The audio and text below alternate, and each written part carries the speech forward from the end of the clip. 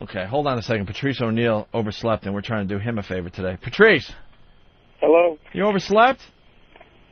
Who's this? Oh, wow, Patrice. Yo. What's up? I'm sorry, man. Hey, listen, I apologize, dude. I mean, y'all was doing me a favor. I just wanted to come in and, you know, I bought a new alarm clock, dude. That plays like ocean waves instead of like buzzing or whatever. Yeah. And I've been, like, I don't know, dude. I slept like, you know, you get into that fucked up coma sleep, dude. My eyes woke up at 10 and I was jumping up. It plays ocean waves. What, did you dream that you were washed up? And they were people were trying to throw water on you? Is that Jimmy? Yeah, it's Jimmy. It certainly is. Wide awake. I'm too tired to tell you ain't shit, but I got enough energy. Well, dream it. Go back to sleep.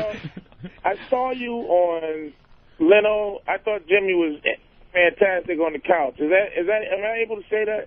Yes. Yes. I thought Jimmy was excellent on the couch. I really did, Jimmy. You and your dumb acting skills, they were pretty good. Thank you. You was, you know, but one day that cute, mushy pervert thing that you got going on, I really hope one of these actresses slap the shit out of you. So do I. It would make every entertainment show. And it's not a cute, mushy pervert thing. It's my awful life. I just hope she slaps you and all the entire left side of your face just spreads out like one of those cartoons. Right now. Good. Never mind, fellas. I ain't saying shit. I'm sorry. I'm fucking so tired, man. Get back to that Sharper Image catalog. Were you up all night fucking some poor girl who just wants to be held on a dildo swing?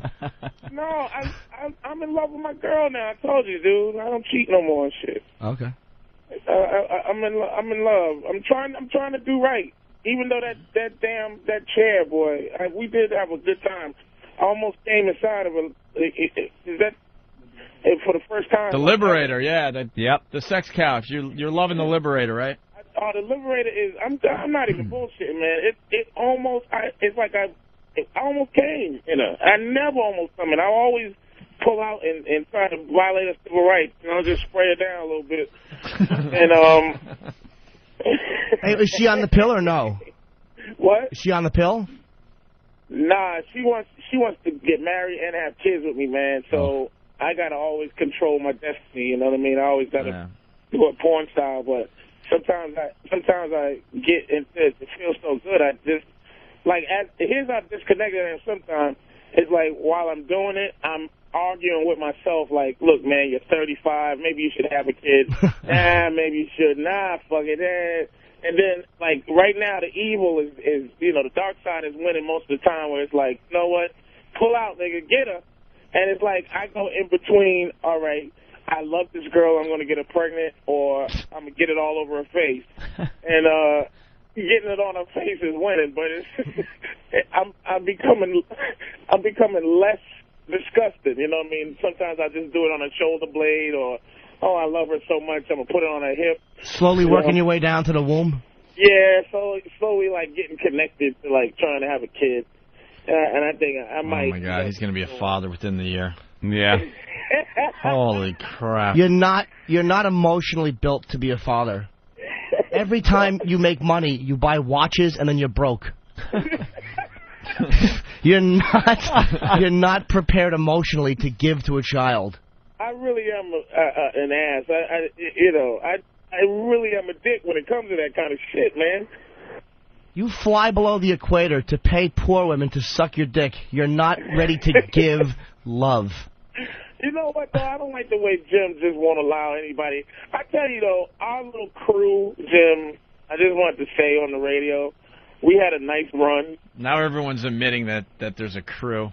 I love that. It was a crew. It was me, Jimmy. No, it's every man for themselves. Jimmy's doing just fine without you guys. You know what? That bitch Bonnie, she's the Yoko Ono of the crew of comedy. Yeah, we haven't heard from Voss in a long time. Nope. He's right. Not because Bonnie has those coffee shop people in L.A. hired Bonnie to destroy us. They did not like loud assholes getting national prominence, and she was hired by Comedy Central to go out with the weakest member of the group, which was Voss, and whisper in his ear, and everything Voss says now, it's like somebody else said it to him in his ear. Yeah. I told you, Norton, you're the only one invited to his wedding. He called everybody and said, why didn't you bring a gift to the wedding, And, I was like, well, we're not traditional fucking friends. We're not square friends. How do you ask me to bring you a gift to your makeshift Caroline's reception and then, not invite me to the wedding? Like I said, you got some fucking nerve. You didn't invite me to the wedding, asshole, and then ask me for, I thought we were friends, and I thought we were good buddies. Oh, really? Did you? And he goes, I didn't invite you to the wedding because I didn't want to bother you. Well, why are you bothering me now, you dick? Would you have flown all the way up into Edmonton to go to his wedding? That's not the point. But would you have done it? I would have found some type of excuse not to go. I would have not went to that stupid wedding in Canada because I don't condone it. But I think being invited would have been the point. Then he could have said something to me like, "Hey, you didn't bring things," and then I had to curse him out because I know that wasn't him talking.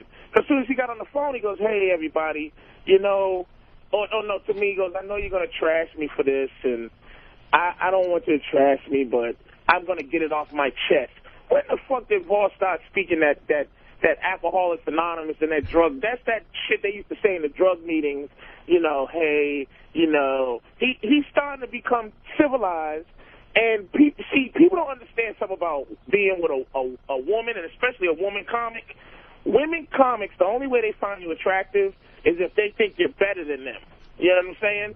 Because they look at you on that level like, wow, he's like this guy, he's like on the TV. But once they look at you like an idiot, they dump you hardcore, man. So it's like Bonnie no longer looks at Voss. Okay, terrific. Hello? Yeah. Go ahead. You don't think she respects him? No. I'm sorry. I missed what you said, Anthony, man. I didn't say anything. Oh, I'm sorry. I'm reading instant feedback, and you're really losing momentum. Yeah, Jay from Philly. Wow, a black guy missing work. Who saw that one coming? Things are turning. Did Opie say boring?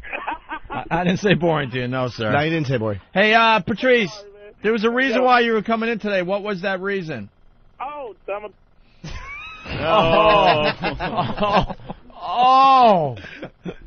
Oh, you didn't.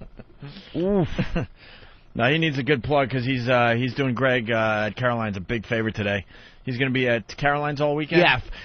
I guess, I don't know if he's doing Sunday, but I know he's doing tonight, tomorrow. It was supposed to be Tracy Morgan. Morgan, but something happened with Tracy, some TV thing or whatever, so Greg called up Patrice. So Patrice is stepping up big time. So Patrice at Caroline's all weekend long. Patrice O'Neal, very funny guy. Really funny. Let's say hi to Bob Kelly. Oh, Bob. Yeah. Hi, Bob. Hey, Bob. That fucking jackass he is.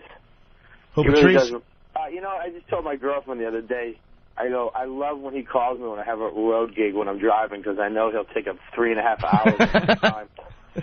He's like talk radio, personal. Patrice. Yeah. I'm sorry I did what I did to you, but Bob Kelly just called you what? What'd you call him? I said, I love when you call me on the road. No, you called him a what before that? Human talk radio. No. A yard ape? I think you called him an ass or something. An ass? An ass. Sorry. I didn't say yard ape. Can you hear me? Yeah, we can. Yeah, we can all hear each other. Yeah, that's the thing that we just don't. We have to start loving each other, fellas. Well, excuse me. Hold on a second, fucking Mr. Zen. When I was in L.A. a couple weeks ago, piece of shit, who did I call and practically begged to hang out with me and fucking, hey, I'll call you back, and I fucking never heard from you again. I was alone and I needed some friends. Yeah, who's the guy? Who's the guy when I broke up with my girlfriend, and I was like, you know what, I'm going to stop fucking around. I'm going to be a nice guy, try to change my life. Who called me a fat loser and said I'll never change? Everyone. And that's mean, Norton. I called you that before you broke up, Bobby. See, that's why there'll never be love, because you all change. You fucking switch it up like shots. Look, I told you about my side note, and you come right back at me. Hey, Bob. What? How many people were at the Helium Comedy Club? Last night. Oh, last night. That were there to see me? Yeah.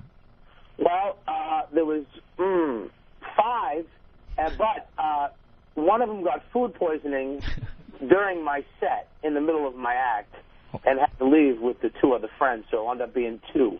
So which one of your jokes did he eat? That's why. What she said. Oh, out of the park. But Bob, as you said, food poisoning during your act, everyone's going, how do I tie this in to hurt you with it? You really are a piece of shit. Bob Kelly, we played the voicemail you left for Jimmy Norton. Oh, Jesus Christ. And then, well, you had 22 people, and then we played your plug, which you didn't name the city in. I'm such a fucking idiot. You just said the Helium Comedy Club. This is a national talk show. No one knew where to go. No. Yeah. Bob, it's not that's true. He just said the Helium Comedy Club like it's fucking Madison Square Garden or the Felt Forum. He called it the H. No one makes it worse, even if the people in Philly knew it was the Helium Club. There's no way they would know because it's a brand new place. Brand new. No so even number. the people in Philly couldn't even make that connection. Well, I get nervous in the room with Steve. Well, gotta give him that. Fast. And I suck. Dude, you got to give the number out, too. How are you going to give the number out? I fucking don't know how to do this shit. That's why radio guy. It's like Norton, man. Opie, thank you for making Norton into like a showbiz person. Because I know that what he just said to Bobby, dude, you got to do this and this. You said that to him when he was fucking an idiot. You just got successful last week, Norton. But stop acting like you've been there and done that. You fucking loser. Listen, you don't have to be on the cover of Entertainment Weekly to know to give out a fucking phone number during a plug. This is not inside information that when you're plugging a gig, you mention the number or the city. It is weird when you're like an innate loser. I'm the same way. I hate plugging stuff. Like, look, man, I hate plugging shit. I'm not an expert at it. I'm the dumbest plug. Like, I've missed 6 plugs since I've been on Opie show, and it's like, he goes, hey, so where you going to be? I'm like, and then it's like, sorry, the show's over. I'm like, oh, shit. I just got But that's intentional, dummy. Say that again? They do that intentionally. No, we don't. We actually, no, in the end, we appreciate what you guys do for us, and we want to get the plugs in. That's when we get down to serious business. Yeah, we gave you... All the other shit, we'll smash each other, but we know the end game is to get people in the seats for you guys because you help us out. Yeah, Bob. So I'm going to defend myself. Wow. Here. Bobby. And Bob, you were on the show for 2 days. We walked you down into the production room, said, now you do a promo. We're going to run this like crazy. And you were the dummy that didn't know the fucking city. That's right. Oh, you fat fucker. How about that? How about that, fat ass? Huh? Hey, no. Good one. Good one, Opie. No. Opie, Anthony. Hey, why don't you jump in, Anthony? Because I'm hanging out the fucking window right now. I was just, I'm kind of agreeing with the fact that you should have at least put the hemisphere that the club was in. Something there. Dude, the helium, it's above the equator. Yeah. No shit. Give us a latitude and longitude parallel. Yeah, that's one thing I won't accept. We're friends with all you guys, and in the end, we do want to, help you guys out as much as we can. Yeah, it's not our problem to sit there and tell you ask you where you're gonna be every 5 minutes. So you got to work it in. Yeah, you're right. But all of a sudden, look, nobody I know in terms of comics, running down the trickling down theory. Nobody's that great. Like. Everybody, what everybody's copying from is that goddamn Dan Cook. Everybody I know is trying to be goddamn Dan Cook all of a sudden because when you saw those CDs, that shit changed like the way comedy. It destroyed comedy.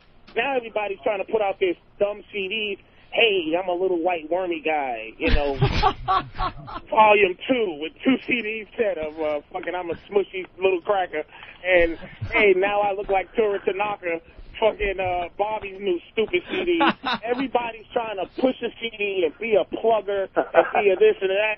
And I'm on the way to doing it too because I'm like, okay, that's maybe how you got to do it. but I hate peddling myself. Hey, come see me, and I'm a funny guy. I'm under this illusion that people just want to come to fucking see me because they heard I was funny, but it ain't working. So now I got to goddamn say, hey, come on down to, blah, blah, blah, blah, blah, blah, sound like a morning zoo guy and shit. You know what I'm saying? Patrice, that would have been a perfect opportunity to actually say Caroline. Say Caroline this weekend. Right, Jesus. Do you understand what I'm saying? Why don't you guys try to help me? Patrice will be at Caroline's all weekend long for Tracy Morgan. He's a very funny guy. That's right. Patrice will be at Caroline's on Broadway. All right, we got. I want to read this from Big Moose in Philly. Yeah. He goes, I know that Helium is in Philly. I heard that Bob Kelly was there, and even though it was raining and windy, I didn't care. I got my umbrella and went to the Electric Factory to see Bill Burr. All right, listen, we got lots of show to do, so we got to cut you guys short. Patrice O'Neal is going to be at Caroline's. Patrice will be in for Jimmy a couple days next week. Bob Kelly will not be in for Jimmy next week at all. Oh, why can't Bob stop by? Bob? Bob's just sitting there hoping. Wanting. Bob? Listening very closely for the answer. Yeah, Bob wants to clear his throat, but he doesn't want to break the silence. Bob's done a fantastic job on our show. Helium Comedy Club in Philadelphia. Bob, you got a number for the club? Yes, I do. 215-496-9001. All right. And, Bob, listen to the replay. I was telling everyone how you killed as you were warming up for Dane Cook, and you should have had a lot more people at the Helium Club in Philly. I like Opie. Opie's been slammed. I like Opie. And he hangs up on him. Thank you for letting me plug Caroline. All right, we'll see you next week, Patrice, okay? 212-757-4100 for tickets. Go see Patrice Are you there O'Neal. Sunday, too, or just tonight, tomorrow? You can answer. No, he's going to hang up. I actually wanted to ask him. Yeah, you really wanted to know. Because when it comes to that, we take it seriously. Yeah, it was a real question. Yeah, because we make fun of Voss's act and stuff, but the fact is he does a very, very good job. Yeah. We don't want to confuse the two. We like to smash him, but we also want people to go see Voss when he's doing his thing as well.